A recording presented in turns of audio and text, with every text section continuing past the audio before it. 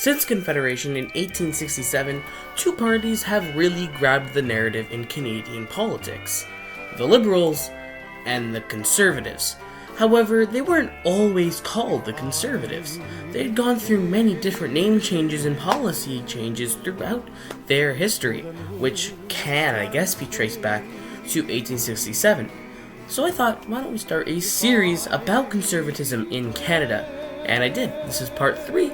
We're going to be going up from the resignation of Sir Robert Borden all the way to about the early 1940s. So I really hope you enjoy this one.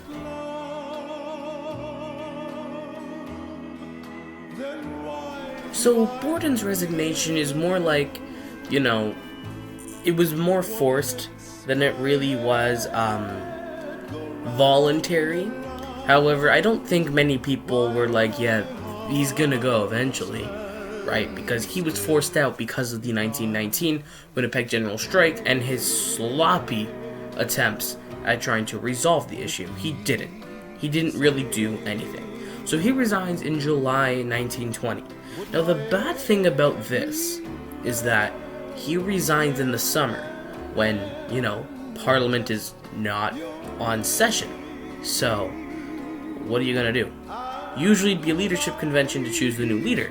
However, they didn't have that back, for the Conservatives at least, in that time. So they had to have a caucus vote, where Arthur Meehan won.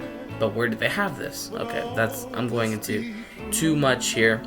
So Arthur Meehan manages to last till 1921, which is when we have a general election, which would be 4 years after the previous one in 1917. And this one is won by the Liberals. William Lyon Mackenzie King wins that. But in second place, for the first time in their history, it's not the Conservatives. It's actually the Progressive Party. You see, this was the first time since 1867, I guess, that there was a major third-party candidate, and that would be the Progressive Party, as I just mentioned.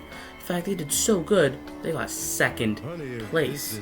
The Conservatives got third, and there were a couple smaller parties there as well.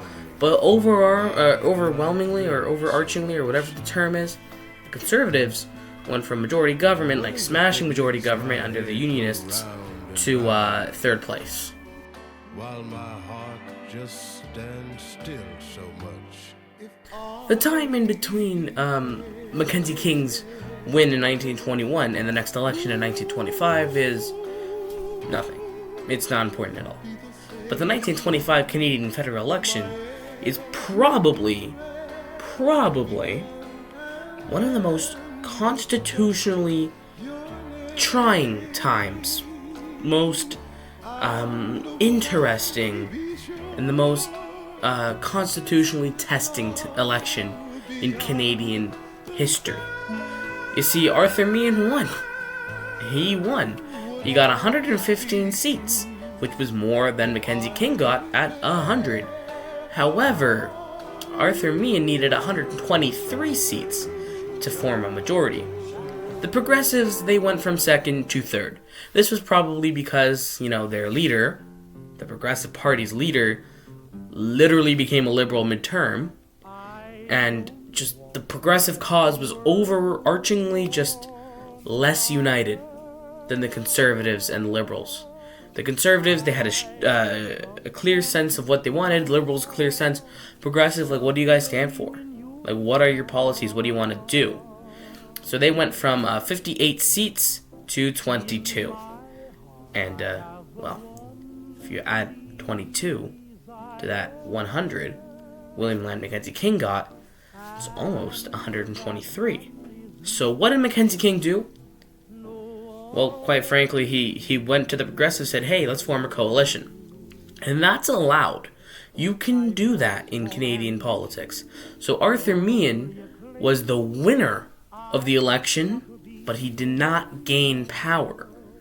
And this ended up being quite influential, because in 1926, William Lyon Mackenzie King now realizes that he can't do this anymore. He's got to resign. So he goes to the Governor General and says, hey, I got to resign. I can't do this. And he had actually gone to the Governor General after this election and said, hey, I'm going to do this, right? So the Governor General was like, no, You said after the election you were going to do this. I refuse to put in your resignation. So this was really like, what the heck is going on? Can the Governor General actually do that? Apparently, yes. However, the Governor General eventually just decided to accept it. Meehan became the Prime Minister. However, almost instantly, he got voted out with a vote of no confidence. William Lyon Mackenzie King ended up winning the resulting election in 1926. So that was the end of the King-Byng affair, as it's called. King because William Lyon Mackenzie King, and Byng for the Governor General, Lord Byng. Nobody else ain't gonna do. And now the next election after the 1926 one was scheduled to be in 1930. And even if you have just a little bit of historical knowledge, you know what happened in between 1926 and 1930. More specifically, in October 1929, when the stock market crashed. The Great Depression kicked off. And who was Prime Minister in Canada? William Lyon Mackenzie King. So as you may expect, like with Herbert Hoover in the United States, who was also a conservative, losing massive amount of land, I don't know what the word is. He lost a lot of support, I guess. Right after the Great Depression happened, he got kicked out of office. And I mean, he was booted out in 1932. He got like, 40 votes out of 530? Like, that's crazy. Anyways, William Lyon Mackenzie King, the Liberal Prime Minister, he is booted out in Canada as well. R.B. Bennett wins a massive majority. Now, R.B. Bennett is the new leader of the Conservative Party because Arthur Meehan stepped down. R.B. Bennett actually wins the first Conservative leadership ballot in 1927 to become the leader. So in 1930 now, he's the Prime Minister because he got 137 seats out of, 245? So that's actually quite a bit, really. He did quite well. He became the Prime Minister, and in 1932, actually, we are officially out of the Great Depression. So you may think that, oh wow, Bennett's a great Prime Minister. Well, the economy didn't truly rebound until after 1935. Now, why do I bring up 1935? That's because that's when the next election is, when R.B. Bennett gets equally booted out of office. He loses about 90 seats. It's absolutely crazy. William Lyon Mackenzie comes in and wins his third non-consecutive mandate by the Canadian people. And after this, he goes on to actually serve for quite a bit. Yeah, we'll meet again.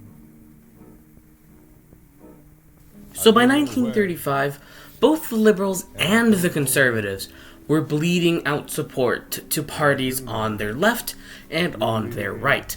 There were two new parties formed after the last election and before this one. The Liberals were bleeding support to J.S. Woodsworth and the Cooperative Commonwealth Federation. And R.B. Bennett and the Conservatives were losing support to William Eberhart and the Social Credit Party, who would actually be quite big in Canada, really, for the next about 45-ish years. So they're pretty influential.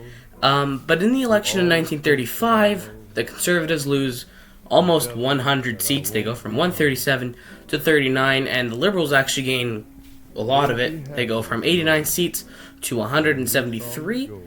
And by the next election, R.B. Bennett had been long gone. However, the new party leader, Robert Manion, was not a conservative. And I'm going to leave it here because the next episode, I think it's going to be really, really interesting with what we're going to be doing next episode with Robert Manion and what goes on from there. So this is going to be really interesting, so stick around.